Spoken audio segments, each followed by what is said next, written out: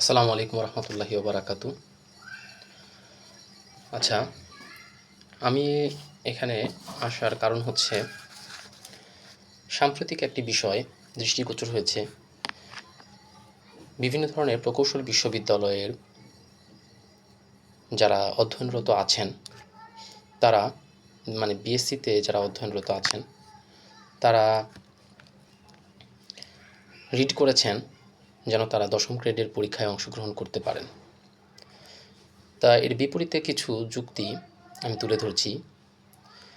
আচ্ছা, এখন আমার মূল বিষয় হচ্ছে বিএসসি ইঞ্জিনিয়ারদের দ্বারা ডিপ্লোমা ইঞ্জিনিয়ারিং পরীক্ষায় অংশগ্রহণ সম্পর্কিত যুক্তিগুলোর অযৌক্তিকতা।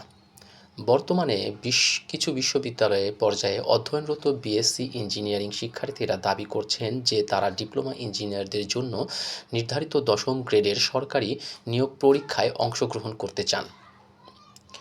এই বিষয়ে আমরা কিছু যুক্তি উপস্থাপন করব, যা প্রমাণ করবে যে এই দাবিগুলো অযৌক্তিক এবং এই ধরনের অংশগ্রহণ দেশের প্রকৌশল পেশার কাঠামোগত দিক থেকে হুমকির মুখে ফেলতে পারে। 1 নম্বর হচ্ছে পেশাগত স্তরের অশোভন প্রতিযোগিতা। যদি বিএসসি ডিগ্রিধারীরা ডিপ্লোমা পর্যায়ের পরীক্ষায় অংশগ্রহণ করতে পারেন, তাহলে সেই একই যুক্তিতে এমবিবিএস ডিগ্রিধারীরাও সিনিয়র নার্স বা প্যারামেডিক্যাল পরীক্ষায় অংশগ্রহণ করতে চাইতে পারেন, যা একটি অসামঞ্জস্যপূর্ণ এবং পেশাগত দিক থেকে অনুচিত দৃষ্টান্ত স্থাপন করবে। 2 নম্বর হচ্ছে সার্টিফিকেটের মানের অবমূল্যায়ন। ডিপ্লোমা ইঞ্জিনিয়ারদের জন্য নির্ধারিত পরীক্ষা ও গ্রেডিং সিস্টেম বিএসসি ইঞ্জিনিয়ারদের অংশগ্রহণের অনুমতি দিলে বিএসসি ইঞ্জিনিয়ারদের যে সার্টিফিকেটের মর্যাদা তা অবমূল্যায়ন করা হবে। এতে ডিপ্লোমা ইঞ্জিনিয়ারদের মধ্যেও চরম হতাশা ও অবমূল্যায়নের সৃষ্টি হবে।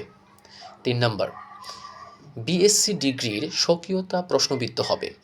যদি একজন বিএসসি ইঞ্জিনিয়ার ডিপ্লোমা ইঞ্জিনিয়ারদের পরীক্ষায় অংশগ্রহণ করেন, তবে স্বাভাবিকভাবে প্রশ্ন উঠবে, কেন তিনি নিজ স্তরের 9ম গ্রেডে বা তার ঊর্ধ্বতন পরীক্ষাগুলোতে অংশ নিচ্ছেন না।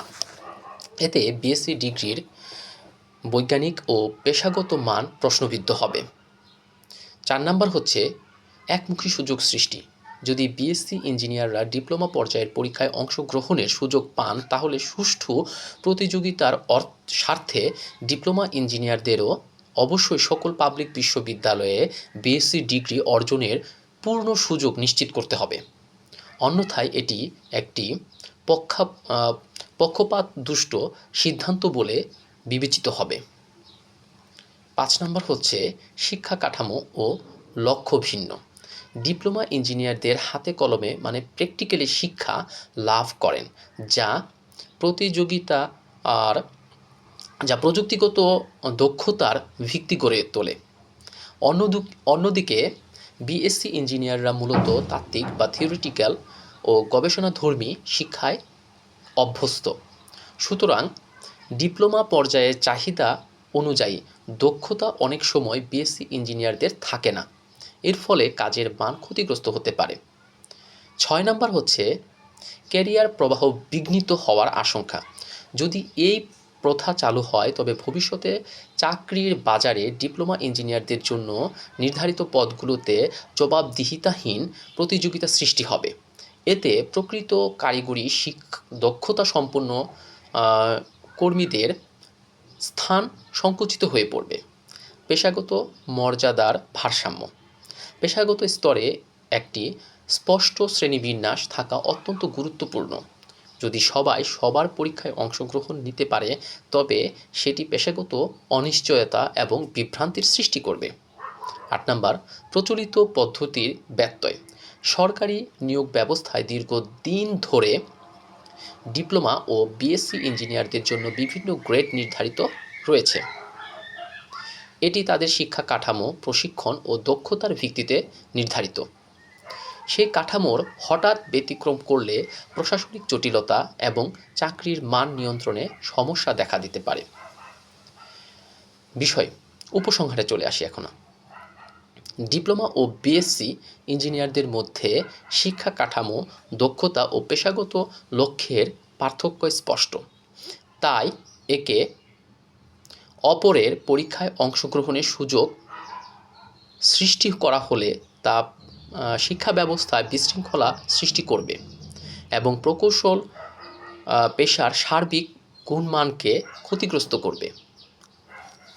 তাই আমি ঊর্ধ্বতন কর্তৃপক্ষের কাছে সুপারিশ জানাচ্ছি এই বিষয়টি দ্রুত নিরসন করে ডিপ্লোমা ইঞ্জিনিয়ারদের স্ব স্তরের মর্যাদা নিশ্চিত করতে হবে এবং বিএসসি শিক্ষার্থীদের যথাযথ গ্রেডের পরীক্ষায় অংশগ্রহণের উদ্বুদ্ধ করতে হবে। আমার এখানে কথা বলায় অনেক ভুল ত্রুটি থাকতে পারে, আপনারা শুধু যুক্তিগুলো বিবেচনায় নিয়ে আসবেন। আশা করি বুঝতে পেরেছেন। আসসালামু আলাইকুম ওয়া রাহমাতুল্লাহি ওয়া বারাকাতুহু।